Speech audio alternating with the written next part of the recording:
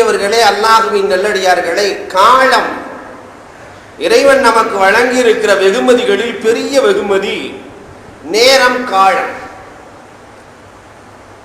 காலம் கண் போன்றது என்பார்கள், ஆனால் அது தவறு. காலம் உயிர் போன்றது, போனால் திரும்ப வராது.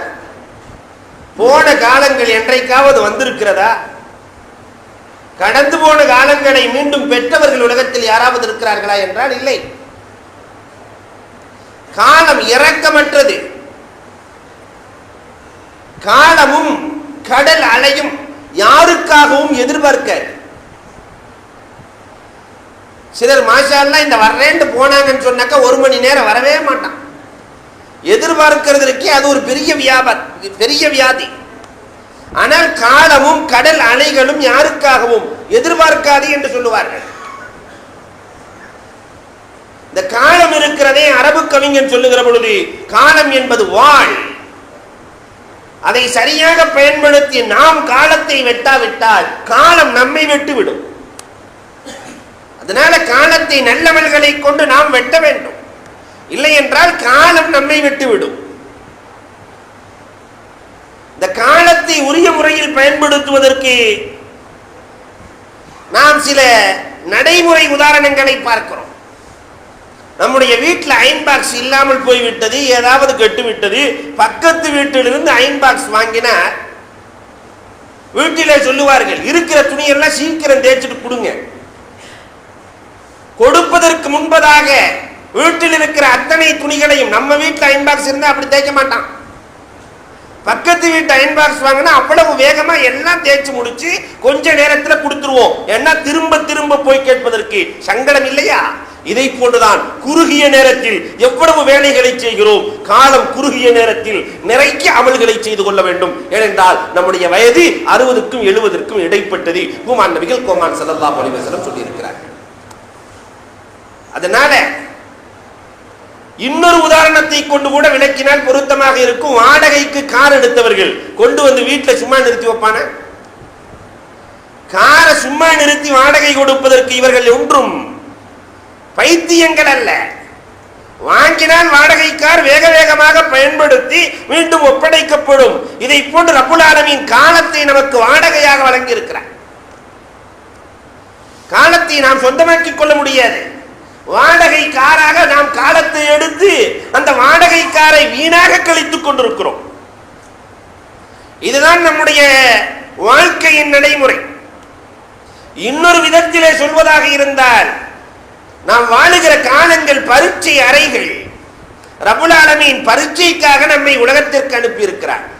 என்னென்ன அமல் செய்கிறார், எப்படி செய்கிறார், நான் சொன்னதை போட்டு நடக்கிறாரா, அதற்கு மாற்றமாகவே அலைந்து திரிகிறாரா என்று பார்ப்பதற்காகவே ரப்புல் ஆலமீன் நம்மை அனுப்பி இருக்கிறார். பரீட்சை அறையில 3 மணி நேரம் நல்ல படிச்சவன் 3 மணி நேரம் சும்மா உட்கார்ந்துருப்பான?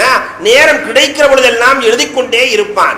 5 நிமிஷம் இருக்கும் 4 கேள்வி நிற்கும், 5 நிமிஷம் இருக்கும் 4 கேள்வி இருக்கும். எதை எழுதுறது? தடுமாறுகிறான். நேரம் போதவில்லையே என்று தடுமாறுகிறான். இதை போன்றுதான் ரப்புல் ஆலமீன் உலகத்தை நமக்கு கொடுத்து பரீட்சை அறையாக ஆக்கி, நீங்கள் நல்லவர்களை கொண்டு பரீட்சை எழுதுங்கள் என்கிறான் ரப்புல் ஆலமீன். இந்த காலத்தை பயன்படுத்தி எழுதியவர்கள் வெற்றி பெறுகிறார்கள், எழுதாதவர்கள் தோல்வி அடைகிறார்கள். இதுதான் உலகத்தினுடைய நடைமுறை. உலகத்திலேயே நாம் சாதாரணமாக பார்க்கலாம். பீஸா இன்றைக்கு அதை சாப்பிடாத சிறுவர்கள் இல்லை என்று சொல்லலாம், விரும்பாத சிறுவர்கள் இல்லை என்று சொல்லலாம். அது என்ன அவ்வளவு ருசியா? நம்முடைய பணியாரத்திற்கு அது ஈடாகுமா? நம்முடைய வீட்டிலே வைக்கக்கூடிய சமைக்கக்கூடிய அந்த தோசைக்கும் இட்லிக்கும் அது ஈடாகுமா? ஆனாலும் அதற்கு ஏன் இவ்வளவு விற்பனை? துபாயில ஒருவர் போட்டி சொன்னார், ஹசரத் நான் ஆர்டர் செய்கிறேன், 10:30 மணிக்கு எனக்கு வேண்டும் என்று சொல்லுகிறேன். 10:31 அவன் வந்தால் 10:31 அவன் வந்தால் நீங்கள் சொல்வதை நான் கேட்டுக்கொள்கிறேன் என்று சொல்லி ஆர்டர் செய்கிறார். அவன் சந்து வந்தெல்லாம் ரொம்ப டிராபிக்கான ஏரியா, சந்து வந்தெல்லாம் அலைந்து உள்ளே நுழைந்து அந்த பீஸா நிறுவனத்தை சேர்ந்தவன் சரியாக 10:30 கொண்டு வந்து கையில் கொடுக்கிறான். 10:31 வந்தால் அதற்கு விலை இல்லை, ஃப்ரீ. அந்த கால நேரத்தை சரியாக பயன்படுத்துவதுதான் அவன் கையாண்ட சூட்சுமம். உலகம் முழுக்க அவனுடைய நிறுவனங்கள் பரவியதற்கு, பறந்து விரிந்ததற்கான அடிப்படை காரணம் அவன் கையாளுகிற நேர கூர்மை, நேர நிர்வாகம். இந்த நேர நிர்வாகம் நம்முடைய இஸ்லாமிய சமுதாயத்தில் இருக்கிறதா? காலையில் இருந்து மாலை வரை நேரத்தை போட்டு வாழ்ந்தவர்கள் எத்தனை பேர் இருக்கிறோம் எண்ணி பாருங்கள். நான் சொல்லிக்குவான், ரெண்டு பேர் நண்பர்கள் பேசிக்கிட்டு இருக்காங்க, மச்சி ஜஸ்ட் மிஸ், ஒரு நிமிஷத்துல வண்டி போயிருச்சுடா, பேர்லாம் வச்சுக்குவான். மச்சி அது என்ன மச்சியோ தெரியல, அல்லாஹு ஆலம். அன்பிற்குரியவர்களை எண்ணி பார்க்க வேண்டும். அந்த ஒரு நிமிடத்திலே பஸ்ஸை இழந்தவர்கள், விமானத்தை இழந்தவர்கள், ரயிலை இழந்தவர்கள் எத்தனை பேர்கள் இருக்கிறார்கள்? இதனால் ஏற்பட்ட இழப்புகள் என்ன? இந்த நேரத்தினுடைய அருமையை கொஞ்சம் நாம் எண்ணி பார்க்க வேண்டும். புத்தரினுடைய வரலாற்றில் எழுதுவார்கள், மனிதனுடைய வாழ்க்கை வயது எவ்வளவு என்று சீடர்களை பார்த்து கேட்கிறார். எல்லோரும் ஒவ்வொரு வயதை சொல்லுகிறார்கள். மனிதனுடைய வயது ஒருவர் சொல்லுகிறார் 70 என்கிறார், 80 என்கிறார், 40 என்கிறார், 50 என்கிறார், இப்படி ஒவ்வொருவரும் ஒரு வயதை சொல்லுகிறார்கள். எல்லாம் தவறு தவறு தவறு என்றே தப்பாக போடுகிறார். புத்தருக்கு என்ன ஆனது என்று நண்பர்கள் எல்லாம், அந்த சீடர்கள் எல்லாம் அமைதியாக அமர்ந்து கேட்டுக்கொண்டிருக்கிற பொழுது புத்தர் சொன்னார், மனிதனின் வயது ஒரு நிமிடம் என்றார். ஒரு நிமிடம் என்றார். ஒரு நிமிடம். அந்த நிமிடத்தில் அவன் என்ன செய்கிறான் என்பதை பார்க்க வேண்டும். ஒவ்வொரு நிமிடமும் இறைவன் கொடுத்த வெகுமதி. காரணம் என்ன தெரியுமா? ஒரு நிமிடத்தில் என்னென்ன, ஒரு நிமிடம் அல்ல, சாதாரணமாக ஒரு நொடியிலே என்னென்ன நடக்கிறது எண்ணி பாருங்கள். ஒரு நொடியிலே எவ்வளவு மாற்றங்கள் ஏற்படுகிறது. ஒரு நிமிடத்திலே கணக்கு சொல்கிறான், இந்த பூமி இருக்கிறதே 950 மைல் வேகத்தில் நம்மை தூக்கி கொண்டு செல்கிறது. ஒரு நிமிடத்திலே 110 கார்கள் உலகத்திலே தயாரிக்கப்படுகிறது. ஒரு நிமிடத்திலே 150 குழந்தைகள் பிறக்கிறது. ஒரு நிமிடத்திலே 100 பேர்கள் இறக்கிறார்கள். ஒரு நிமிடத்திலே 35 திருமணங்கள் நடக்கிறது. ஒரு நிமிடத்திலே 3 விவாகரத்துகள் நடக்கிறது என்று பட்டியல் கொடுக்கிறானே. ஒரு நிமிடத்தில் என்றால் நாம் எண்ணி பார்க்க வேண்டும், நாம் தொலைத்தது எவ்வளவு என்பதை பாருங்கள். வாழ்க்கையிலே நாம் தொலைத்தது எவ்வளவு? வாழ்க்கை என்பதே ஒரு நிமிடம். நம்முடைய வயதை யாரும் அறிந்து கொள்ள முடியாது. அல்லாஹ் தஆலா வயசை சொல்லல, டேட் ஆஃப் பர்த் சொன்ன அல்லாஹ் கொஞ்சம் டேட் ஆஃப் டெத்தை மறைச்சு வச்சுட்டான். டேட் ஆஃப் டெத்தை மட்டும் சொல்லி இருந்தான், நடக்கிறதே வேற. ஒவ்வொருத்தரும் பார்த்து இன்னொருத்தர், அப்துல் காதர் பாய் அஸ்ஸலாமு அலைக்கும், ஆகஸ்ட் 15 நல்ல நாள் போறீங்க சொல்லி விடுவார்கள் அல்லவா? செப்டம்பரா, சரி நோம்பு முடிஞ்சு போக போறீங்க, உங்களுக்கு அல்லாஹ் இந்த பாக்கியத்தை வழங்கி இருக்கிறான். என்ன நடக்கும்? உலகமே இயங்காது. அல்லாஹ் எவ்வளவு அழகான நிர்ணயத்தை வைத்திருக்கிறான். அந்த நேரத்தை ஒவ்வொரு நிமிடமும் ஒவ்வொரு நொடியும் இறைவன் வழங்கி இருக்கிற பெரிய வெகுமதி இல்லையா? அதை நாம் எப்படி பயன்படுத்துகிறோம் யோசிக்க வேண்டும். இறைவன் ரப்புல் ஆலமீன் கொடுத்த பெரிய பாக்கியம் என்ன தெரியுமா? 600 கோடி மக்கள் இருக்கிறோமே, 600 கோடி மக்களுக்கும் சராசரியாக ரப்புல் ஆலமீன் 600 கோடி ரேகைகளை வழங்கி இருக்கிறார். ஒன்றோடு ஒன்று ஒத்ததில்லை. 600 கோடி ரேகைகள் ஒன்றோடு ஒன்று ஒத்ததில்லை. அந்த மாற்றத்தை பயன்படுத்தி சில பேர்கள் ரேகை ஜோசியம் என்று ஆரம்பித்து அவங்க ஆபீஸே மரத்தடி தான். அவர்களுடைய வாடிக்கையாளர்கள் யார் தெரியுமா? தன்னம்பிக்கை இல்லாத மனிதர்கள் தான் வாடிக்கையாளர்கள். போய் உட்காந்து கையை நீட்டுன்னு சொல்லி இவன் கையை தூக்கி அவன்கிட்ட கொடுத்துட்றான். கையை நீட்டி பார்த்த உடனே 6 மாசத்துக்கு உனக்கு சிறைச்சில எமன் உட்கார்ந்து இருக்கிறான், 6 மாசம் வேலைக்கு போகாதடான்னு உட்கார வச்சிடறான். இந்த 6 மாதம் இவன் வேலைக்கு போகவில்லை என்றால் என்னென்ன நிகழ்வுகள் உலகத்திலே நடந்து விடுகிறது பார்த்தீர்களா?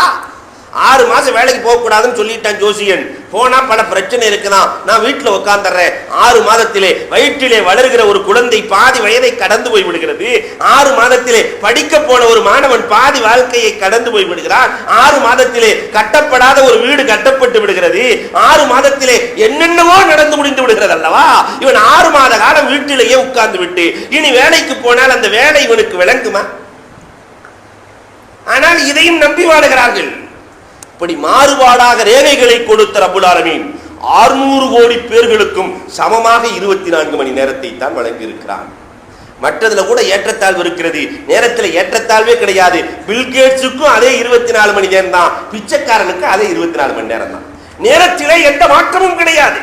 ரப்புல் ஆலமீன் எல்லோருக்கும் சமமாக வழங்கி இருக்கிறான். அந்த நேரத்தை வைரமாக்கியவர்களும் உண்டு, மாணிக்கமாக்கியவர்களும் உண்டு, தங்கமாக்கியவர்களும் உண்டு, பித்தாளையாக்கியவர்களும் உண்டு, ஒன்றுமில்லாத கூழாங்கற்களாக மாற்றியவர்களும் உண்டு. இனிதான் நாம் யோசிக்கிறோம், நாம் நேரத்தை எப்படி ஆக்கி இருக்கிறோம், இனி என்ன ஆக்க வேண்டும். உலகத்தில் அநேகர்கள் பின்பற்றுகிற மதம் எது என்று கேட்டால் நாம் என்ன சொல்லுவோம்?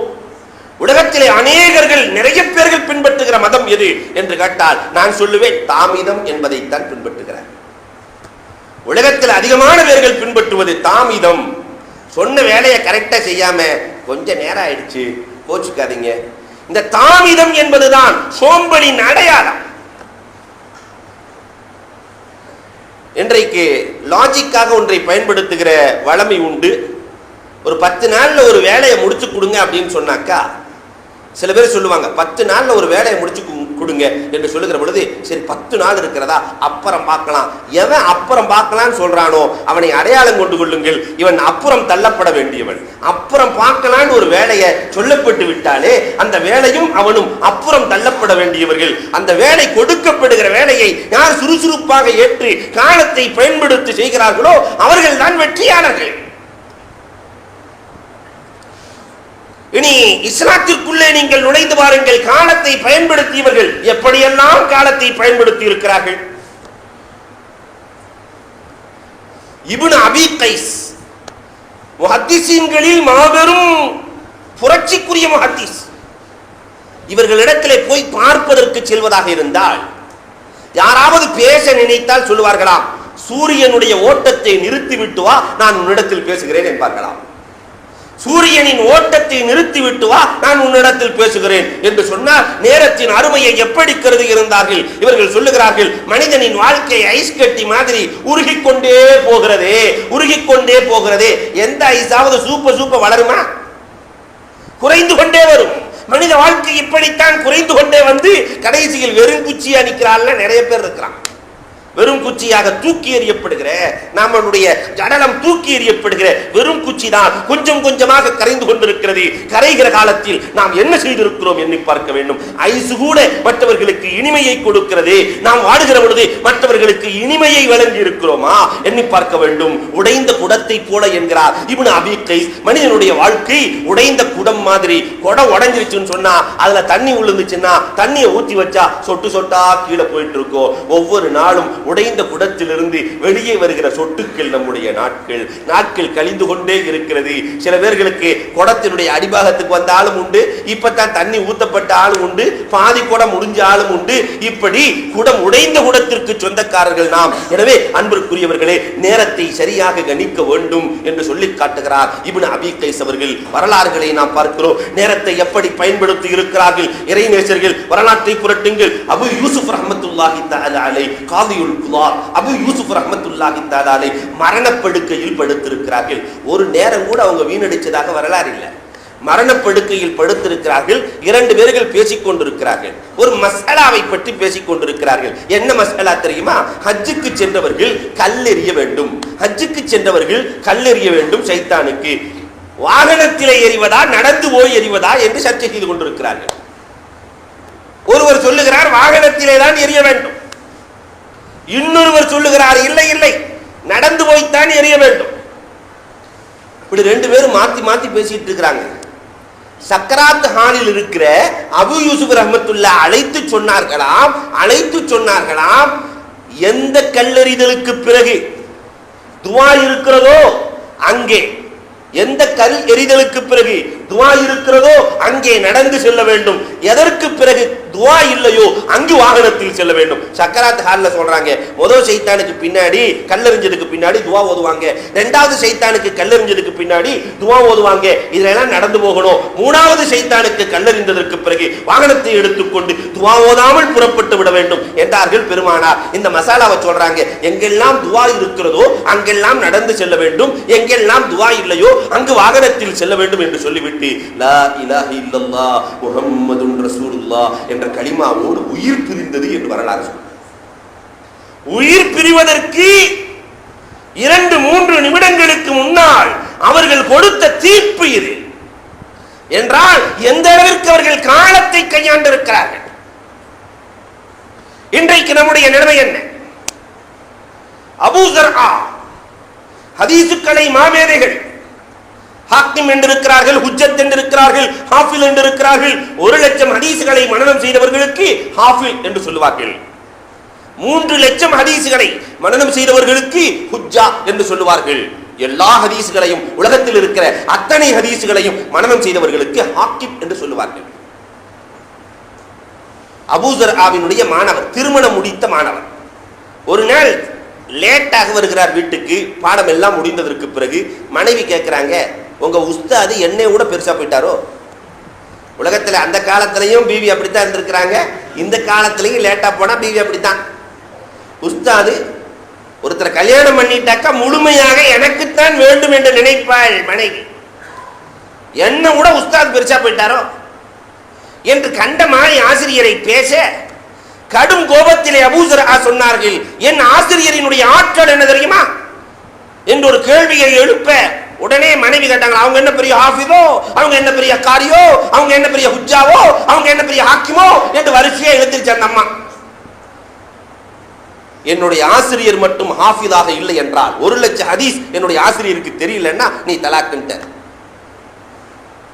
சொன்னதுக்கு பின்னாடிதான் பயம். இந்த அம்மாவுக்கு எடுத்துக்கிச்சு, இவருக்கும் எடுத்துக்கொண்டது நல்ல மனைவியை இப்படி விட்டுவிட போகிறோமோ, ஆகா இவர் இப்படி தலாக்கை சொல்லிவிட்டாரே, என்ன செய்வது என்று அந்த அம்மா புலம்பிக் கொண்டே இருக்கிறார்கள். கடைசியில அபூ ஸர்ஆ தயங்கி, அபூ ஸர்ஆவினுடைய மாணவர் தயங்கி தயங்கி அபூ ஸர்ஆவிடத்திலே சென்று, நான் இப்படி ஒன்று சொல்லிவிட்டேன், உங்களுக்கு 1,00,000 ஹதீஸ் தெரியலன்னு சொன்னா, 1,00,000 ஹதீஸ் தெரியவில்லை என்று சொன்னால் என்னுடைய மனைவி தலாக் என்று சொல்லிவிட்டேன்.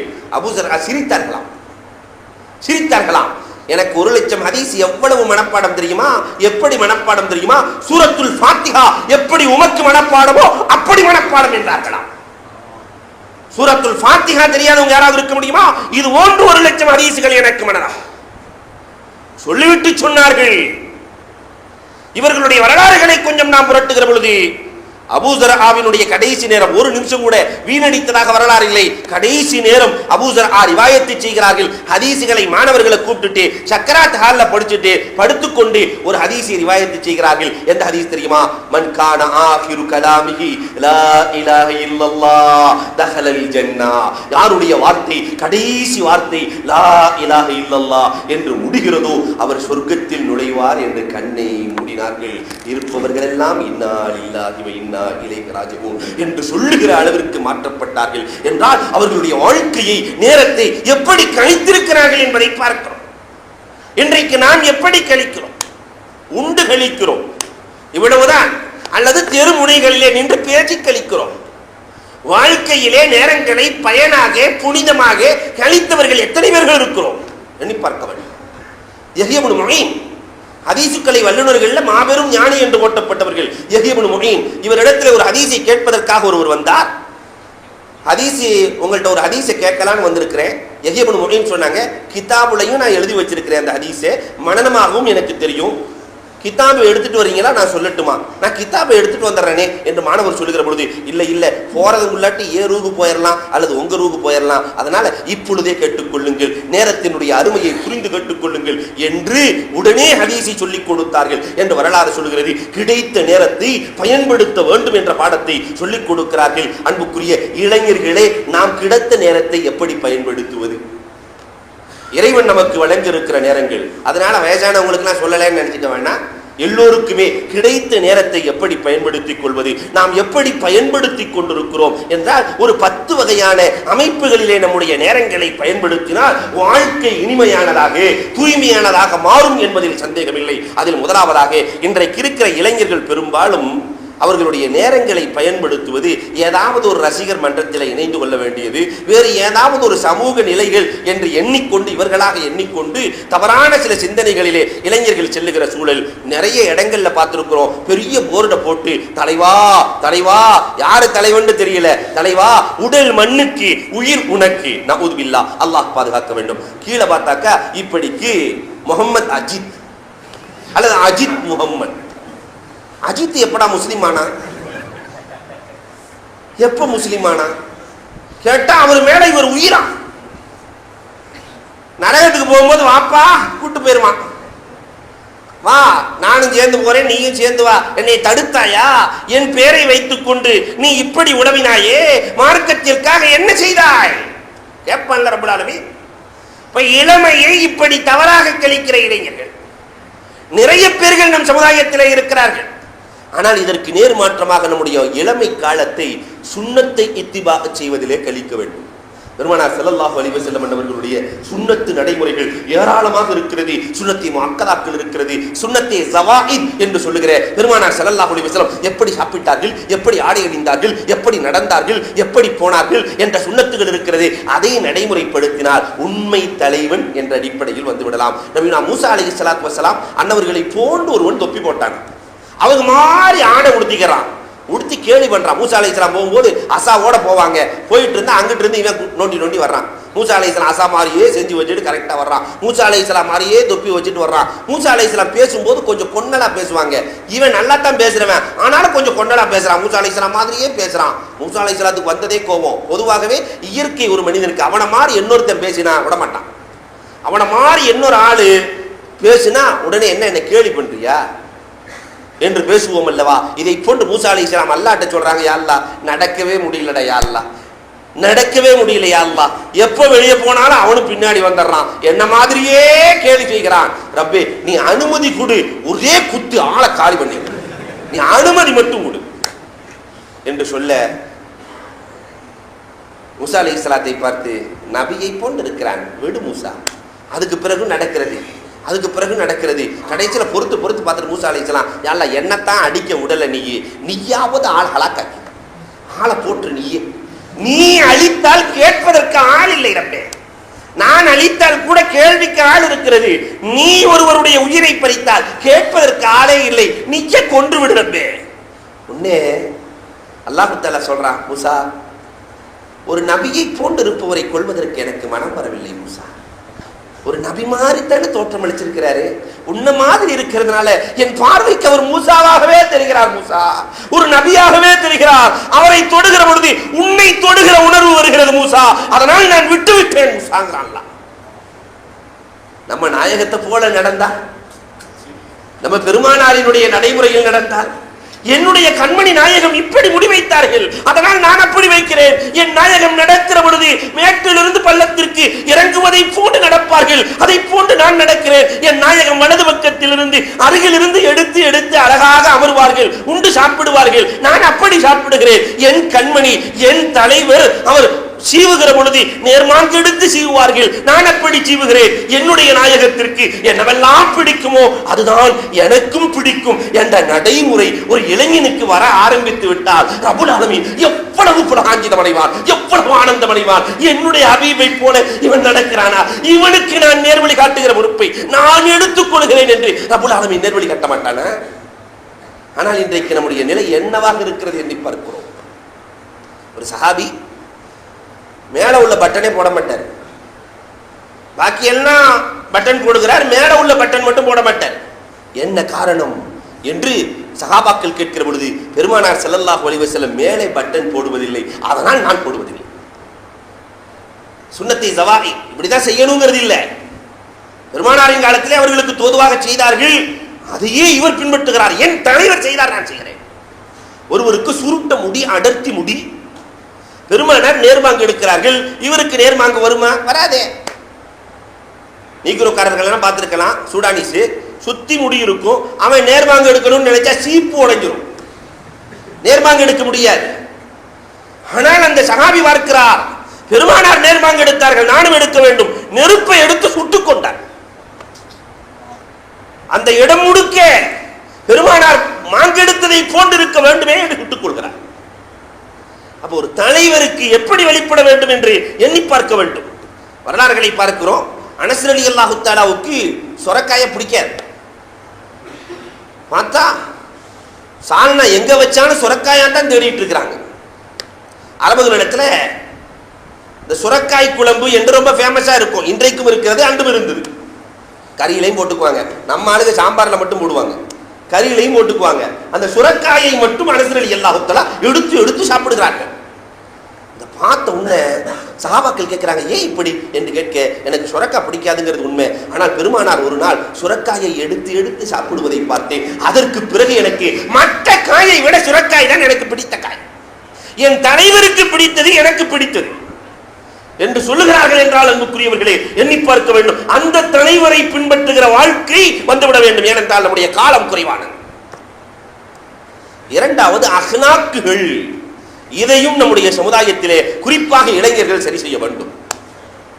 கெட்ட குணம் என்பது இருக்கிறதே, உடைந்து போன பானை மாதிரி. மண்பானை உடைஞ்சு போச்சுன்னா அதை பயன்படுத்தவே முடியாது, மண்ணோடு மண்ணாகவும் அது ஆகாது. கெட்ட குணம் என்பதும் இதை போன்றதான். ஒரு மனிதனுக்கு குணம் கெட்டு விட்டால் அவனை திருத்தவே முடியாது. இன்றைக்கு இளைஞர்களினுடைய எண்ணங்கள் வெகுவாக கெட்டுக்கொண்டு செல்லுகிற காலம். கெடுப்பதற்கான எல்லா வகையான வழி வசதிகளும் உலகத்திலே தோன்றிவிட்ட காலம். அதனால் எண்ணத்தை, இளைஞனுடைய எண்ணங்கள், அஹ்லாக்குகள், சிந்தனைகள் நற்குணங்களாக மாற வேண்டும். வரலாறுகளை பார்க்கிறோம், எப்படியெல்லாம் மாற்றினார்கள். ஹுசைன் ரலியல்லாஹு தஆலா இளமை காலம், வீட்டிலே விருந்து கொடுக்கிறார்கள். அவர்களுடைய அடிமை பெண் சால்னா எடுத்து ஊத்தும் போது வாணி கீழே விழுந்துருச்சு. கடுமையான கோபம், எல்லோரும் உட்கார்ந்து இருக்கிறாங்க, சால்னா எல்லாம் கொட்டிருச்சு. ஒரு முறை முறைச்சாங்களா ஹுசைன் ரலியல்லாஹு தஆலா. உடனே அந்த பெண் ஓதினார்கள் ஒரு வசனம், காலிமீன் அல் கைல, நல்லவர்கள் மன்னிக்கிற மனப்பக்குவம் கொண்டவர்களாக இருப்பார்கள், நல்லவர்கள் காலிமீன் அல் கைல, கோபத்தை அடக்கிக் கொள்வார்கள் என்ற வசனத்தை ஓதினார் அந்த பெண்மணி. நல்லவர்கள் கோபத்தை அடக்கிக் கொள்வார்கள். உடனே அந்த வசனத்தை கேட்ட உடனே ஹுசைன் ரலியல்லாஹு சிரித்தார்களாம். வசனத்தை கேட்ட உடனே சிரிக்கிறாங்க. அடுத்து அந்த பெண்மணி ஓதினாங்க, ஆஃபீன் அனின்னார், மக்களை மன்னித்து விடுவார்கள், நான் செஞ்ச தவற எஜமா மன்னிச்சிருவாரு, ஆஃபீன் அனின்னார், மக்களை மன்னித்து விடுவார்கள். இதை கேட்டவுடன் ஹுசைன் ரலியல்லாஹு, நீ உரிமை என்று சொல்லிவிட்டார்கள், அடிமையை நீ உரிமை என்று சொல்லிவிட்டார்கள். வல்லாஹு யுஹிப்புல் முஹ்சினீன், அல்லாஹ் இது போன்ற உபகாரிகளைத்தான் பிரியப்படுகிறான் என்ற வசனத்தை முடித்து காட்டினார்களாம். எவ்வளவு குணம் அந்த அடிமை பெண்ணுக்கு இருந்தது. ஆனால் இன்றைக்கு நம்முடைய நிலை எப்படி இருக்கிறது? குர்ஆனை ஏற்றுக்கொள்ளுகிற தன்மை ஹுசைன் ரலியல்லாஹுவுக்கு இருந்தது. இன்றைக்கு குர்ஆனை கூட இளைஞர்கள் ஏற்றுக்கொள்ள மனம் இல்லை. தனக்கு தோதுவாக குர்ஆன் இருந்தால் அங்கீகரிக்க தயாராக இருக்கிறார்கள், தனக்கு தோதுவாக குர்ஆன் இல்லை என்றால் தூக்கி எறிய தயாராக இருக்கிறார்கள். அல்லாஹ் பாதுகாக்க வேண்டும். குணத்தை அழகுபடுத்த வேண்டும். சலாம்களை கொண்டு நம்முடைய மஜ்லிஸை நிரப்ப வேண்டும். ஒரு மஜ்லிஸுக்கு வருகிற பொழுது அஸ்ஸலாமு அலைக்கும் வரஹ்மத்துல்லாஹ், இந்த வார்த்தை எவ்வளவு பெரிய தாக்கத்தை கொடுக்கும் தெரியுமா? சாதாரணமாக பயன்படுத்துகிற வார்த்தை அல்ல, சொர்க்கத்திலே பயன்படுத்துகிற வார்த்தைகள். சில வார்த்தைகள் பூமியிலே நடமாடுகிறது. அல்லாஹ் சொர்க்கத்துக்குன்னே வச்சிருக்கிற சில வார்த்தைகள் இருக்கிறது. அந்த வார்த்தைகள் பூமியிலே நடமாடுகிறது என்றால் சில வார்த்தைகள் அல்ஹம்துலில்லாஹ், சுப்ஹானல்லாஹ், அல்லாஹு அக்பர், லா இலாஹ இல்லல்லாஹ், அஸ்ஸலாமு அலைக்கும், இதெல்லாம் சொர்க்கத்திலே பயன்படுத்தப்படுகிற வார்த்தைகள். வரலாறுகளை பார்க்கிறோம். மாலிக் இப்னு தீனார் ரஹ்மத்துல்லாஹி தஆலா அலைஹி தெருவிலே நடந்து செல்கிறார்கள். ஒரு சின்ன பையன் விளையாண்டுகிட்டு இருக்கிறான். இவங்களுக்கு 27 வருஷமா ஒரு சந்தேகம் இருந்துச்சான். 27 வருஷமா நஃப்ஸ்னா என்ன, அக்கல்னா என்ன, நஃப்ஸ்னா என்ன, அக்கல்னா என்ன. அல்லாஹ் நஃப்ஸையும் வச்சிருக்கிறான், உடம்புக்குள்ள அக்கலையும் வச்சிருக்கிறான், எங்க வச்சிருக்கான்னு யாருக்கும் தெரியாது. இதுல போடுறாங்க சண்டை உலமாக்கள், காலம் முழுக்க நடக்கிறது. நஃப்ஸ் எங்க இருக்கு? மனிதனுடைய ஆத்மா எங்கே இருக்கிறது? கையில இருக்கிறதா அல்லது காலில் இருக்கிறதா அல்லது ஹார்ட்டுக்குள்ள இருக்கிறதா? ஆத்மா எங்கே இருக்கிறது? நஃப்ஸ் எங்கே இருக்கிறது? அக்கல் எங்கே இருக்கிறது? இந்த மாலிக் இப்னு தீனாருக்கு 27 வருஷமா சண்டை. நஃப்ஸ்னா என்ன, அக்கல்னா என்ன தெரியவே இல்லை. அந்த சின்ன பையனுக்கு அருகிலே போகும்போது முஸ்லீம் மாதிரி தெரியுறான். சலான் சொல்லலாமா வேணாமா அப்படின்னு யோசிக்கிறாங்க. சலான் சொல்லலாமா வேணாமா? சின்ன பையன் தானே, அவன் தான் நமக்கு சொல்ல மாட்டேங்கிறான், நாமாவது சலான் சொல்லலாமா? ரசூலுல்லாஹ் சொல்லியிருக்காங்க, அலாமன் அரஃப்த அவுலம் தாரிஃப், தெரிந்தவர்கள் தெரியாதவர்கள், புரிந்தவர்கள் புரியாதவர்கள் அத்தனை பேர்களுக்கும் சலாத்தை அள்ளி பரத்துங்கள் என்று பெருமானார் சொல்லி இருக்கிறார்கள். அதனால் நம்ம சொல்லிடுவோமே என்று மாலிக் இப்னு தீனார் அஸ்ஸலாமு அலைக்கும் வரஹ்மத்துல்லாஹ் என்று சொல்ல, அந்த சின்ன பையன் அலைக்கும் சலாம் யா மாலிக் இப்னு தீனார்னா. சின்ன பையன் பொடியன், என்னடா நம்ம பேரை இவ்வளவு தெளிவா சொல்றாங்க, இதுவரைக்கும் பார்த்ததே இல்லையே, அலைக்கும் சலாம் யா மாலிக் இப்னு தீனார். தம்பி ரொம்ப அறிவாளியா இருக்கிறிய, நீ ரொம்ப அறிவாளியா இருக்கிறிய. ஏன்னா இன்னைக்கு இருக்கிற பசங்கள்லாம் ரொம்ப அறிவாளி, அது ஒன்று இன்னைக்கு. ஆனா 1000 ஆண்டுகளுக்கு முன்னால் அறிவாளிகளாக இருந்த யோசிக்க வேண்டும். இன்னைக்கு இருக்கிற பசங்க 3 பேர் பேசிட்டு இருந்தாங்களா, எங்க அத்தாவுடைய ஆற்றல் என்ன தெரியுமா, எங்க பாப்பாவினுடைய ஆற்றல் என்ன தெரியுமா, பஸ்ஸை தள்ளிக்கிட்டே போயிடுவாரு, நானா 2 கையில வச்சு தள்ளிக்கிட்டே போயிடுவாரு. பரவாயில்லையே, அடுத்தவன் பார்த்தான் விட்டு கொடுப்பானா, எங்க வாப்பா அப்படிலாம் இல்லை, ஒரு கையிலே தள்ளிட்டு போயிடுவேன். என்ன உங்க அத்தா? இதை பார்த்த மூணாவது ஆள் சொன்னா, உங்க அத்தா என்னடா பெரியாரு, எங்க அத்தா ஊதுனாருனாவே பஸ் போயிடும். எப்பட்றா? அவர் தான்டா கண்டக்டர், அவர் தான்டா கண்டக்டர், ஊதுனாவே போயிடும். இப்படி ரொம்ப சூட்டிப்பாக இருக்கிற காலம் இந்த காலம். அந்த காலத்தில் இவ்வளவு அறிவாக பேசினா, தம்பி எனக்கு 27 வருஷமா ஒரு சந்தேகம் இருக்கிறது தம்பி, நீ தான் நிவர்த்தி செய்ய வேண்டும் தம்பி. என்ன சந்தேகம் என்று கேட்கிற பொழுது, நஃப்ஸுண்டா என்ன, அக்கல்டா என்ன, நஃப்ஸுண்டா என்ன தம்பி, அக்கல்டா என்ன தெரியவே இல்லையே. உடனே அந்த சிறுவன் சொன்னான், என்னை பார்த்தோன்னு சலான் சொல்லாமா வேணாமா, சலான் சொல்லாமா வேணாமான்னு யோசிச்சுக்கிட்டே இருந்தீங்களா இல்லையா? சின்ன பையன் இவனு சலான் சொல்ல மாட்டேங்கிறான், சலான் சொல்லாமா வேணாமா, சலான் சொல்லாமா வேண்டாமா என்று எண்ணிக்கொண்டே இருந்தீர்களே, அதுதான் நஃப்ஸு. ஒரு முடிவெடுத்தீர்கள் அல்லவா? சிறுவராக இருந்தாலும் பரவாயில்லை, சலாம் சொல்லிவிட வேண்டும், ரசூலுல்லாஹ் சொல்லி இருக்கிறார்கள். அதனால் ஒரு முடிவெடுத்தீர்கள் அல்லவா, இந்த முடிவுக்கு பேர் தான் அக்கல். சொல்லுகிறார்கள் மாலிக் இப்னு தீனார், இந்த வரலாற்றை எழுதிவிட்டு சொல்கிறார்கள், ஒரு சலாம் எனக்கு 27 ஆண்டுகளின் சந்தேகத்தை தீர்த்தது என்கிறார். நிறைய இடங்களிலே ட்ரெயின்ல செல்லக்கூடியவர்கள் ஒரு சலாம் சொல்லி அவர்களுடைய காரியம் எத்தனை நடந்திருக்கிறது, ஒரு சலாம் எத்தனை காரியத்தை நடத்தி இருக்கிறது. ஒரு பஸ்ல ஒருவர் ட்ரெயினிலே தன்னுடைய ரூபாயை இழந்து விட்டார், இன்னொருவரை பார்க்கிறார், தொப்பி போட்டு வர்றாரு, அஸ்ஸலாமு அலைக்கும் என்று சொல்ல, அலைக்கும் சலாம், எங்க இருந்தீங்க வர்றீங்க, இந்த மாதிரி இங்க இருந்து வர்றேன், என்னுடைய பரிசு தொலைஞ்சு போச்சு என்று சொன்னவுடன் உடனே அவருக்கு உண்டான நிவர்த்திகள் சரியாக செய்யப்படுகிறது. ஒரு சலாம் அவருடைய அத்தனை பிரச்சனையும் தீர்க்கிறதே. இங்கு மட்டுமல்ல, உலகத்தில் மட்டுமல்ல, ஆகிரத்திலும் இவருடைய பிரச்சனையை தீர்த்து காட்டுவது சலாம். இந்த சலாம் என்ற அகலாக் நம்முடைய இளைஞர்களின் உள்ளத்திலே புகுந்திருக்கிறதா? ஸ்கூல்ல போகும்போது ஒரு இஸ்லாமிய சகோதரனை பார்க்கும்போது இன்னொரு இஸ்லாமிய சகோதரன் சலாம் சொல்லி இருக்கிறோமா? காலேஜுக்குள்ள போகும்போது ஒரு இஸ்லாமிய சகோதரன் இன்னொரு இஸ்லாமிய சகோதரனை பார்க்கிற பொழுது அஸ்ஸலாமு அலைக்கும் என்று முகமன் சொல்லி இருக்கிறோமா? இல்லையே. அதனால இளைஞர்களே, நம்முடைய காலம் இனிமேல் கடக்கிற காலம் சலாத்தை கொண்டு கடக்கட்டும். மூன்றாவதாக இன்றைய இளைஞர்கள் கடைபிடிக்க வேண்டியது ஹிதுமத்துல் ஹல்க். நம்முடைய காலங்களிலே சமுதாயத்திற்கு கொஞ்சம் பணி செய்யணும். ஹிதுமத்துல் ஹல்க், மனிதர்களுக்கு மட்டுமல்ல, நம்முடைய மூதாதையர்கள் மனிதர்களுக்கு மட்டுமல்ல மிருகங்களையும் கவனித்திருக்கிறார்கள். அப்துல்லாஹ் இப்னு ஜுபைர் ரலியல்லாஹு தஆலாவினுடைய வரலாறுகளை கொஞ்சம் நீங்கள் பாருங்கள்.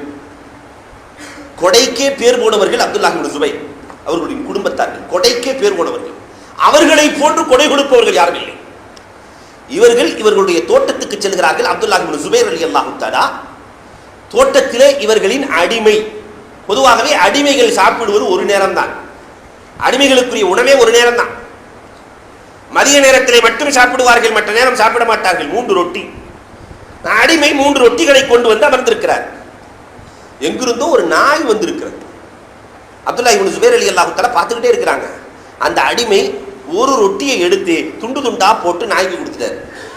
இதை பார்த்துக்கிட்டு இருக்காங்க. நம்மெல்லாம் என்னடா தான தர்மம் செய்யறோம், இருக்கிறதே 3 ரொட்டி, இவ்வளவு கடுமையா வேலை செஞ்சுட்டு அந்த 3 ரொட்டியில ஒன்ன தர்மம் செய்து விட்டாரே என்னுடைய அடிமை என்று சந்தோஷ பெருவெள்ளத்திலே அப்துல்லாஹ் இப்னு ஜுபைர் ரலியல்லாஹு தஆலா இருக்கிற பொழுது அந்த நாய் போனதாக தெரியவில்லை. அந்த நாயை பார்த்த உடனே இந்த அடிமை இன்னொரு ரொட்டியையும் துண்டு துண்டா ஆக்கி அந்த நாய்க்கு கொடுக்கிறார். சந்தோஷமாக நாய் சாப்பிடுகிறது. அதை பார்த்து பார்த்து இந்த அடிமை ரசித்துக் கொண்டிருக்கிறார். இன்னும் கொஞ்சம் அப்துல்லாஹ் இப்னு ஜுபைர் ரலியல்லாஹு தஆலா எண்ணி பார்க்கிறார்கள். 3ல 2 கொடுத்துட்டானே இந்த மனுஷன், 3ல 2 கொடுத்துட்டானே இந்த மனுஷன், தன்னை கூட பார்க்காம இந்த நாய்க்கு இவ்வளவு இரக்கமா என்று சொல்லிவிட்டு எதிர்பார்த்து கொண்டிருக்கிறார்கள். அந்த நாய் போகவில்லை. 3வது ரொட்டியையும் தனித்தனியாக துண்டாக்கி அந்த நாய்க்கு கொடுத்து அந்த அடிமை மகிழ்கிறார். இதை பார்த்த உடனே அப்துல்லாஹ் இப்னு ஜுபைர் ரலியல்லாஹு தஆலா உடனே முன்னாடி வந்து, நீ உரிமை, உன்னை நான் உரிமை விட்டு விட்டேன், நான் என்ன பெரிய கொடைவல்லல், இருக்கிற பகுதிகளில் ஏதோ ஒன்றை கொடுப்பது பெரிய கொடைத்தன்மை அல்ல, உன்னிடத்தில் இருக்கிற அத்தனையும் நீ கொடுத்து விட்டாயே, எப்படி உனக்கு மனம் வந்தது என்று கேட்கிற பொழுது அந்த அடிமை சொன்ன வார்த்தை என்ன தெரியுமா?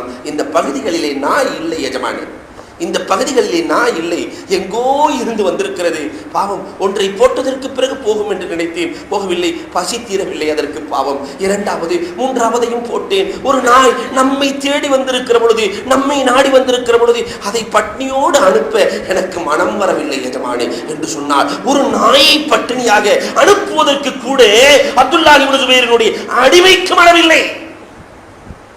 இன்றைக்கு பெற்றோர்களை பட்டினி போடுகிற பிள்ளைகள் சமுதாயத்தில் இருக்கிறார்கள். தன்னுடைய சகோதர சகோதரிகளை பட்டினி போடுகிற பிள்ளைகள் சமுதாயத்தில் இருக்கிறார்கள். சகோதர சகோதரிகள் இருக்கிறார்கள். எத்தனையோ சகோதரிகள் இன்றைக்கு நோன்பிற்கு ஆடை வாங்கக்கூட வழியில்லாமல் இருக்கிறார்கள். ஆனால் நம் சமுதாயத்தில் ஒரு சிலர்கள் நல்ல பண முட்டைகளை வைத்துக் கொண்டு அவர்களுடைய நலனை காணாமல் இருக்கிறார்களே. அன்புக்குரியவர்களே, இவர்களுக்கு காலம் பதில் சொல்லாதா?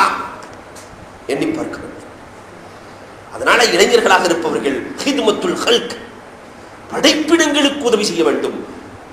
மிருகங்களை விடுங்கள், மனிதர்கள் தேவையுள்ளவர்கள் இருக்கிறார்களே, அவர்களுக்கு உடலால் பொருளால் எல்லா வகையிலும் உதவி யார் செய்கிறார்களோ அவர்கள்தான் காலத்தை வெல்பவர்கள். மசீஹுல்லா கான் வரலாற்றிலே தனக்கென்று ஒரு இடத்தை பிடித்தவர். மசீஹுல்லா கான் பெரிய முஹத்தீஸ். அவருடைய உடம்பில் எல்லாம் புண் வர ஆரம்பித்து விட்டது. ஈக்கள் மொய்த்துக் கொண்டிருந்ததாம். அந்த ஈய விரட்ட மாட்டார் மசீஹுல்லா கான், ஈய விரட்ட மாட்டாங்க. ஒரு மாணவர் கேட்கிறார், நீங்க தான் விரட்டல, எங்களுக்கே ரொம்ப கஷ்டமா இருக்குது, நாங்களாவது விரட்டட்டுமா என்று கேட்கிற பொழுது மசீஹுல்லா கான் சொன்ன வார்த்தை என்ன தெரியுமா? அது வேலையை அது செய்கிறது, உங்கள் வேலையை நீங்கள் செய்யுங்கள் என்றார்கள். அது வேலையை அது செய்கிறது, என்னுடைய உடலிலே அதற்கு என்று அல்லாஹ் உணவை வைத்திருக்கிறான். அது வேலையை அது செய்கிறது, உங்கள் வேலையை நீங்கள் செய்யுங்கள். மேல அந்த ஈய விரட்டினது கூட இல்லையா மசீஹுல்லா கான். நம்முடைய உடம்பை விட்டு போய்விடுமே என்று விரட்டாமலே இருந்தார்கள். இந்த அளவுக்கு நாம போகலைன்னாலும் கூட அடுத்தவர்களின் மீது இறக்கப்பட வேண்டாமா எண்ணி பார்க்க வேண்டும். அதற்கு அடுத்ததாக மார்க்கம் சொல்லுகிற 4வது ஒரு விஷயம் என்னன்னா, ஒவ்வொரு நாளும் இளைஞர்கள் தௌபா செய்ய வேண்டும். ஏனென்றால் தவறுக்கான வாய்ப்பு இளமையில் தான் அதிகம். இளமை காலத்தில் இருக்கிற இளைஞர்கள் ஒவ்வொரு நாளும் படுப்பதற்கு முன்பதாக முஹாசபத்துன் நஃப்ஸ், நஃப்ஸிடத்திலே கேட்க வேண்டும். இன்றைக்கு நாம் என்னதான் தவறு செஞ்சோம், எந்தெந்த நேரத்தில் தவறு செஞ்சோம், யா அல்லாஹ் என்னுடைய தவறை மன்னித்து விடு ரப்பே, இனிமேல் அந்த தவறிலே என்னை நிகழ்த்தி விடாதே ரப்பே என்று ஒவ்வொரு நாளும் முஹாசபா செய்ய வேண்டும். பெருமானார் ஸல்லல்லாஹு அலைஹி வஸல்லம் இடத்திலே ஒரு இளைஞர் வந்தார். நாயகத்தை பார்த்து சொன்னார், நாயகமே, நான் பெரிய பாவம் செஞ்சுட்டேன் நாயகமே, உங்களிடத்துல வந்திருக்கிறேன் நாயகமே, மன்னிப்பு வேண்டும் நாயகமே, நீங்க எனக்காக துவா செய்யுங்க நாயகமே. என்னப்பா நீ என்ன கொலையா செஞ்சுட்டு வந்த? அதெல்லாம் இல்லை நாயகமே. நீ என்னப்பா இணையா வச்சிருக்க? அதெல்லாம் இல்லை நாயகமே. இணை வைக்கவில்லை என்றால், கொலை செய்யவில்லை என்றால் வேறு என்ன பெரிய பாவம் செய்திருக்கிறார்? வானத்தை விட பெரிய பாவம் செஞ்சுட்டியோ? 7 வானங்களை விட? ஆம் நாயகமே, என்னுடைய பார்வையிலே, என்னுடைய எண்ணத்திலே 7 வானங்களை விட பெரிய பாவம் செய்து விட்டேனோ என்று எனக்கு எண்ண தூண்டுகிறது நாயகமே. அதனால் எனக்கு பயமாக இருக்கிறது நாயகமே. அல்லாஹ் என்னை ஏற்றுக்கொள்வாங்க நாயகமே. என்னப்பா அரிசி குருசை விட ஒரு பெரிய பாவம் செய்து விட்டாயோ? ஆம் நாயகமே, அல்லாஹ்வினுடைய அரிசியை விட, அல்லாஹ்வினுடைய குருசை விட பெரிய பாவம் செய்து விட்டதாக எனக்கு எண்ண தூண்டுகிறது நாயகமே. பெருமானார் ஸல்லல்லாஹு அலைஹி வஸல்லம் அப்படி என்னப்பா நீ பாவம் செஞ்ச என்று கேட்கிற பொழுது அந்த இளைஞன் சொன்ன வார்த்தை என்ன தெரியுமா? அந்த இளைஞன் இன்றைக்கும் நடைமுறையில் காசியில் இது நடந்து கொண்டிருக்கிறது. அதனால் நான் சொல்ல வருகிறேன். அந்த இளைஞன் சொன்ன வார்த்தை, ஒரு பெண்மணியை, அழகான பெண்மணி இறந்து போய்விட்டால் எனக்கு பணி என்ன தெரியுமா? என்னுடைய வேலை கஃன் திருடி நான் விற்பனை செய்து கொண்டிருக்கிறேன். பெரிய பாவமாக கஃனை திருடி இறந்தவர்கள் அடக்கம் செய்ததற்கு பிறகு அந்த கபரை இரவிலே போய் தோண்டி அந்த கஃனை எடுத்து வந்து விற்பனை செய்கிற பழக்கம் எனக்கு இருக்கிறது. இந்த பெண்மணியினுடைய கஃனை நான் எடுக்கிற பொழுது, அந்த பெண்மணியை நிர்வாணமாக பார்த்த பொழுது நான் அந்த பெண்மணியோடு கூடிவிட்டேன். அந்த பெண்மணி கபரிலிருந்து எனக்கு ஒரு சப்தம் வந்தது. தடுக்க ஆள் இல்லை என்பதற்காக என்னை மானபங்கப்படுத்தி விட்டாய். நாளை மறுமையில் உன்னை நான் வைத்துக் கொள்கிறேன். நாளை மறுமையில் கேள்வி நடக்கிற புடாரமீன் கடுமையாக கேட்கிற பொழுது உன்னை நான் பிடித்துக் கொள்வேன் என்று கபருக்குள்ளிருந்து எனக்கு ஒரு குரல் கேட்டது. அதனால் தான் வந்திருக்கிறேன் நாயகமே, நீங்கள் மன்னியுங்கள். பெருமானாரே பயந்து போய்விடுகிறார். இப்படி ஒரு பாவம் இந்த இளைஞன் செய்து விட்டு வந்து நிற்கிறானே. இன்றைக்கு சர்வசாதாரணமாக காசியிலே பிணத்தோடு ஒன்று சேருகிற சூழல் சமுதாயத்தில் நடக்கிறது. இளைய தலைமுறைகளில் இருந்து முதியவர்கள் வரை பிணத்தோடு ஒன்று சேருகிற சூழல். இதை விட பெரிய பாவம் என்ன இருக்கிறது? ரப்புல் ஆலமீன் இடத்திலே பெருமானார் ஸல்லல்லாஹு அலைஹி வஸல்லம் அழுகிறார்கள், அல்லாஹ் தஆலா இவர் மன்னிப்பு கேட்ட காரணத்தினால், கண்ணீர் சிந்தி மனம் திருந்திய காரணத்தினால் இவரை நான் மன்னித்து விடுகிறேன் என்கிறான் ரப்புல் ஆலமீன். இந்த இளைஞர்கள் பாவம் செய்துவிட்டு, தவறு செய்துவிட்டு மன்னிப்பு கேட்டால் அல்லாஹ் மன்னிக்க தயாராக இருக்கிறான். ஆனா அதுக்கு பிறகு அந்த தவறை செய்யக்கூடாது. அல்லாஹ்வே சில இளைஞர்கள் கேவலப்படுத்துறது. இன்னைக்கு தௌபா செஞ்சுட்டு, காக்கா தௌபா செஞ்ச மாதிரி தௌபா செஞ்சுட்டு அடுத்த நாள் அந்த பாவத்திலே அல்லாஹுவை இழிச்சவாயனாக ஆக்கினார் ரப்புல் ஆலமீன். அல்லாஹுவை விட ரோஷக்காரன் உலகத்தில் யாரும் இல்லை.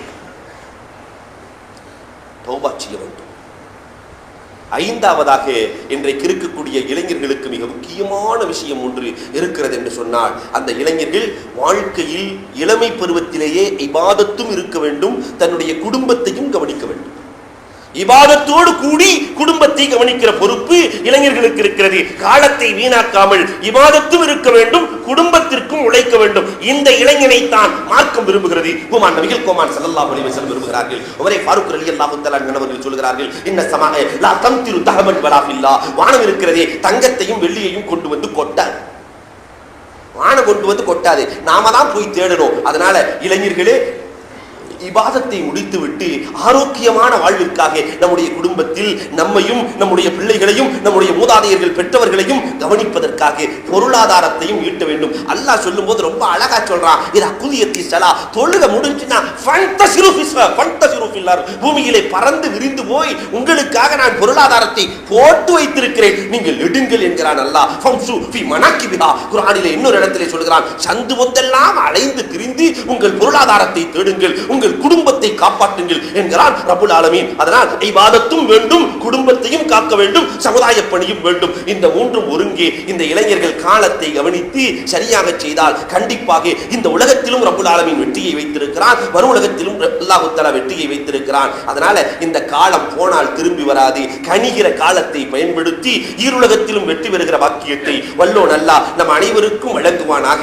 வாஹிரு தாவா அனில் ஹம்துலில்லாஹி ரப்பில் ஆலமீன். இன்றைய மசாயில் பாங்கை பற்றி பார்த்து வருகிறோம். இந்த பாங்கு எப்படி கடமையாக்கப்பட்டது? சுவாரஸ்யமான வரலாறுகளில் ஒன்று இந்த வரலாறு. கனவிலே பாங்கு கடமையாக்கப்படுகிறது. மதீனாவிற்கு போனதற்கு பிறகு எக்ஸ்டென்ஷன் ஏரியா மதீனாவிலே கொஞ்சம் மக்கள் அதிகமாகிறார்கள். அஸ்ஸலா அஸ்ஸலா என்று சொல்லுகிற பழக்கம் இருந்தது, எல்லாரும் வந்துருவாங்க. ஆனா இன்னைக்கு நிறைய தெருவுக்கள் வந்து விட்டது. தொழுகைக்கு எப்படி ஒன்று சேர்ப்பது? ஒருவர் சொல்லுகிறார், நாக்கூர் எடுத்துக்கொள்வோம், அந்த ஒரு கொம்பை எடுத்து ஊதுவோம், அதை வச்சு வந்துருவாங்க. இன்னொருத்தர் சொல்றாரு, இல்லை இல்லை நெருப்பை மூட்டலாம், வந்துருவாங்க. இன்னொருத்தர் சொல்றாரு, டபரா அடிக்கலாம், வந்துருவாங்க. இதெல்லாம் யூதர்கள், நசாராக்கள், மஜூசிகளுடைய அடையாளம். இதெல்லாம் வேணாண்டாச்சு. இந்த குழப்பத்திலேயே போய் எல்லோரும் தூங்குகிறார்கள். நாளை வாங்கு எப்படி சொல்வது, என்ன செய்வது, மக்களை அழைப்பதற்கு என்ன வழி என்று எல்லாம் போய் தூங்கிட்டு இருக்கிறாங்க. அப்துல்லாஹ் இப்னு ஸைத் இப்னு அப்து ரப்பிஹி ஒரு சஹாபியினுடைய பேர். இந்த சஹாபி யாருன்னா, நாயகத்தின் மீது அளவு கடந்த அன்பு கொண்டவர். ரசூலுல்லாஹ்வுடைய மரணத்திற்கு பிறகு அவர் கேட்ட துவா என்ன தெரியுமா? ரசூலுல்லாஹ்வுடைய மரண செய்தி வந்த உடனே, அல்லாஹும்ம இத்ஹபில் பஸர் லா அன்துர் பாத ஹபீபி அஹதா, யா அல்லாஹ், இந்த கண் பெருமானாரை பார்த்த கண், இதற்கு மேல் நான் யாரையுமே பார்க்க கூடாது, என் கண்ணை குருடாக்கி விடு என்று கேட்டார். அல்லாஹ் கண்ணை தூக்கினான். பெருமானாருக்கு பிறகு இவர் வேறு எந்த மனிதரையும் பார்த்ததில்லை. இந்த சஹாபி கனவு காணுகிறார். 2 மலக்குகளை பார்த்தார். ஒரு மலக்கு சொல்லுகிறார், தொழுகைக்கு அழைப்பதற்கு என்ன வழி என்று. இன்னொரு மலக்கு சொல்லுகிறார், நாக்குசை பயன்படுத்தலாம், கொம்பை வச்சுக்கலாமே. இல்லை இல்லை அதெல்லாம் வேண்டாம். இன்னொரு வேறு என்ன பயன்படுத்தலாம், ஏதாவது டபரா அடிக்கலாமா? இல்லை இல்லை அதெல்லாம் வேண்டாம். இன்னொரு மலக்கு சொல்றாரு, நெருப்பு மூட்டலாமே, அதெல்லாம் வேண்டாம். சொல்லிவிட்டு அந்த மலக்கு சொல்லிக் கொடுக்கிறார், அல்லாஹு அக்பர் அல்லாஹு அக்பர் அல்லாஹு அக்பர் அல்லாஹு அக்பர். இன்றைக்கு வாங்க சொல்லுகிற அத்தனை வார்த்தைகளையும் சொல்லிக் கொடுக்கிறார். இதை கேட்ட உடனே அப்துல்லாஹ் இப்னு ஸைத் இப்னு அப்து ரப்பிஹி தஹஜ்ஜத் நேரத்தில் கேட்கிறாங்க. கேட்ட உடனே பறக்கிறாங்க ரசூலுல்லாஹ் இடத்துல. நாயகமே, இப்படி ஒரு கனவு கண்டேன் நாயகமே என்று சொல்ல, பெருமானார் ஸல்லல்லாஹு அலைஹி வஸல்லம், இது உண்மையான கனவு, இது உண்மையான கனவு, வாங்கு சொல்வதை போன்று காணுகிற கனவு, உண்மையான கனவு என்று சொல்லி பிலால் ரலியல்லாஹு உயர்ந்த குரலை கொண்டவர்கள், அவர்களை அழையுங்கள், இவர் சொல்லுகிற வார்த்தையை அப்படியே சொல்லுங்கள். அப்படியே சொல்லி பாங்கு சொல்லி முடிக்கப்படுகிறது. பாங்கு சத்தத்தை கேட்ட உடனே உமர் ரலியல்லாஹு தஆலா வேட்டி சரியா கூட கட்டளையாம். புகாரியிலே வருகிற பொழுது வேட்டியை இழுத்துக்கிட்டே ஓடியாந்தாங்க. ஆகவே இந்த கனவை நான் கண்டேன், எப்படி நீங்கள் பாங்கு சொல்கிறீர்கள்? நான் கண்ட கனவு பாங்கு எப்படி நீங்க சொல்றீங்க?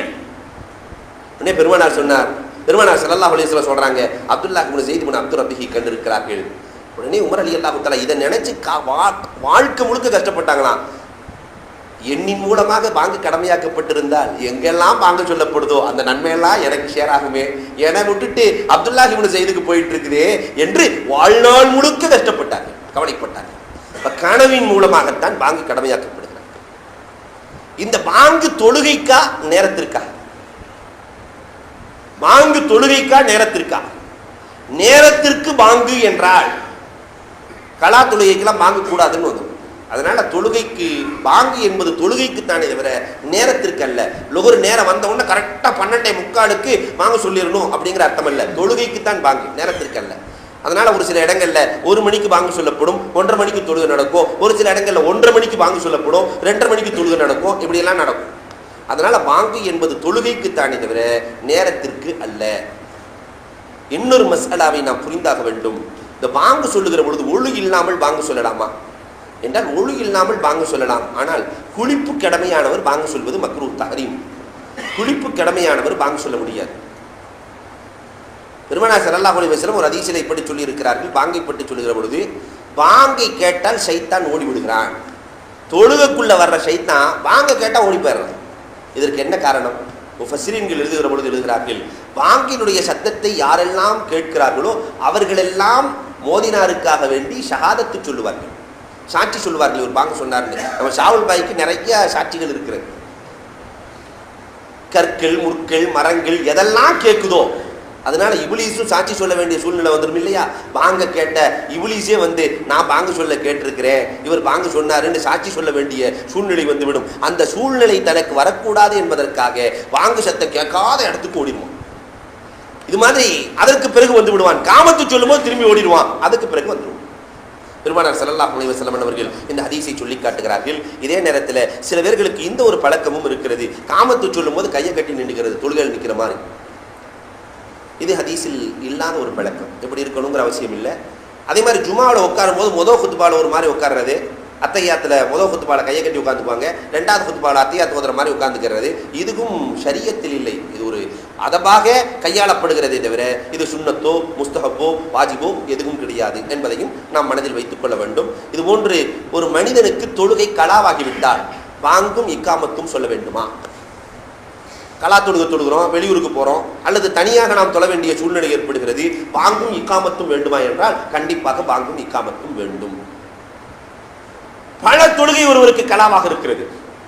ஒரு பாங்கு பல காமத். உதாரணமாக ஒருத்தர் 4 தொழுகை கலா செய்யலாம் என்று நினைத்து கொண்டிருக்கிறார். அப்போ 4 தொழுகை ஒரே மஜ்லிஸில் 4 தொழுகையை கலா செய்யணும் என்று அவர் நினைப்பாரையானால் ஒரு பாங்கு சொல்ல வேண்டும், 4 காமத்து சொல்ல வேண்டும். இதுதான் மார்க்கம் சொல்லுகிற முறை. அதே நேரத்தில் இன்னொரு மஸ்அலாவையும் நாம் புரிந்தாக வேண்டும். மன் அத்தன ஃபஹுவ யுகீம். எது ஆரோக்கியமான முறை என்றால் பாங்கு சொன்னவர் தான் காமத்து சொல்ல வேண்டும். ஆனால் அவர் அனுமதி கொடுத்தால் மற்றவர்கள் சொல்லலாம். பாங்கு சொன்னவர் தான் காமத்து சொல்லணும். பெருமானார் சொல்லுகிறார்கள், அவர் அனுமதி கொடுக்கிறார். அனுமதி இல்லாமல் சொன்ன மக்ரூஹ். அனுமதி இல்லாமல் சிலர் ரொம்ப வேகத்தில் வந்து காமத்து சொல்லிடுவாங்க. மோதினார் அங்கே திருன்னு முழிச்சுட்டு இருப்பார்.